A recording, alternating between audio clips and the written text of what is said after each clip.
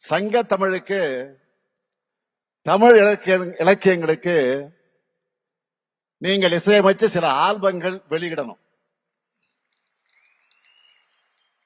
எப்போதும் முதலமைச்சர் கோரிக்கை வைப்பாங்க. ஆனா முதலமைச்சராக வந்து தமிழ்நாட்டு மக்களின் சார்பில், தமிழர்களின் சார்பில் நான் உங்களுக்கு கோரிக்கை வைக்கிறேன்.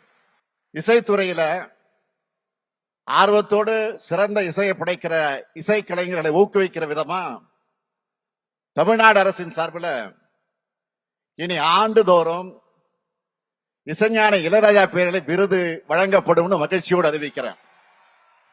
நமது இளையராஜாவின் சாதனைகளுக்கு எந்த மகடம் சூட்டினாலும் அது சாதாரணம்தான். அப்படிப்பட்ட மேதைக்கு இந்தியாவின் உயரிய விருதான பாரத ரத்னா விருது வழங்கப்பட வேண்டும் என்ற ஆவலை